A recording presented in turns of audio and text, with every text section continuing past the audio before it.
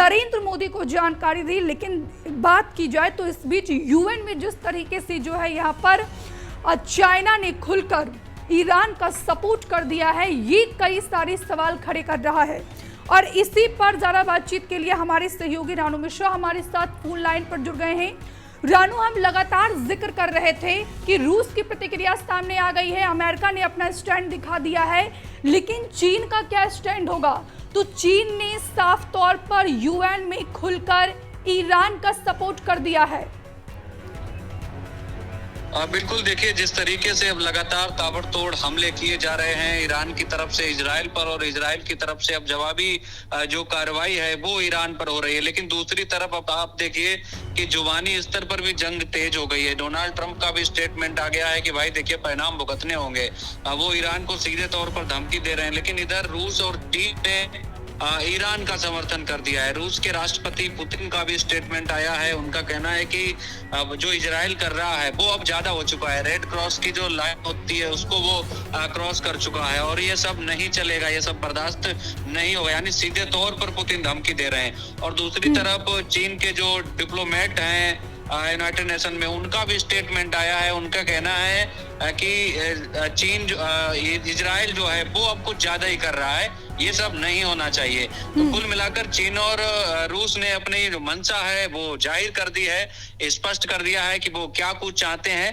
लेकिन सबसे बड़ी बात यह है कि आज प्रधानमंत्री नरेंद्र मोदी ने भी इजराइल के प्राइम मिनिस्टर नेतन्याहू से फोन पर बातचीत की थी।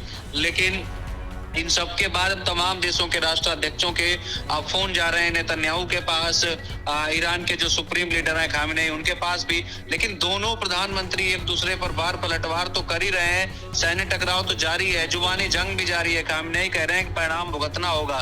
तो देखिए जिस तरीके से इजराइल ने इसकी शुरुआत की थी, अब ईरान ने भी भारी तबाही मचाई है तेल अवीव और यरूशलेम में। लेकिन आने वाला वक्त कितना भयावह है ये देखना बड़ा महत्वपूर्ण होगा। और सबसे बड़ी बात यह है कि जिस तरीके से चीन का स्टेटमेंट आया है, ये कहीं ना कहीं ये बता रहा है कि अब जो लड़ाई जो सैन्य टकराव से शुरू हुई थी वो जुबानी जंग पर कहां पर जाकर और टिकेगी। और सबसे बड़ी चीज ये है, प्रधानमंत्री मोदी के स्टेटमेंट पर सबकी नजरें बनी हुई थी कि प्रधानमंत्री मोदी ने क्या बातचीत की है, क्या उन्होंने नेतन्याहू से कहा है। हालांकि इसकी भी क्लियर नहीं हो पाया, लेकिन जिस तरीके से नेतन्याहू ने ट्वीट कर जानकारी दी कि प्रधानमंत्री से उनकी बातचीत हुई है और प्रधानमंत्री ने शांति से बातचीत करके समाधान निकालने की बातचीत कही गई है। लेकिन देखना होगा पुतिन और चीन के स्टेटमेंट के बाद, अमेरिका के स्टेटमेंट के बाद बाकी देशों का क्या रुख रहता है, क्योंकि दोनों का जो सैन्य टकराव है वो काफी चरम सीमा पर पहुंच चुका है। आप देखिए इजराइल ने शुरुआत की, ईरान ने जवाबी कार्रवाई की और करीब 3 से 4 नागरिक भी इजराइल के मारे गए। लेकिन अब इजराइल ने फिर से पलटवार कर दिया है ईरान में। बताया जा रहा है करीब 70 से 80 लोगों के मारे जाने की खबर है। बिल्कुल। और अब से रानू थोड़ी देर पहले जो है ईरान पर इजराइल ने अटैक किया है। लेकिन रानू अगर कुल मिलाकर बात की जाए, दोनों देशों के बीच जो टकराव की स्थिति बढ़ती जा रही है, इसमें अमेरिका का भी स्टैंड सामने आ गया है, रूस का भी आ गया है, चाइना का भी आ गया है। तो कुल मिलाकर ये कह सकते हैं कि इस युद्ध की परिस्थिति में दुनिया 2 भागों में यहाँ पर बढ़ती हुई नजर आ रही है। भले ही अगर कहा जाए अमेरिका की बात की जाए तो अमेरिका भले ही खुलकर इजराइल का सपोर्ट नहीं कर रहा है, लेकिन पीछे की बात की जाए तो बैकफुट पर जो है वो अमेरिका इजराइल का सपोर्ट कर रहा है। लेकिन अगर यहाँ पर रसिया और चीन की बात की जाए तो दोनों देशों ने खुलकर यहाँ पर ईरान का सपोर्ट कर दिया है।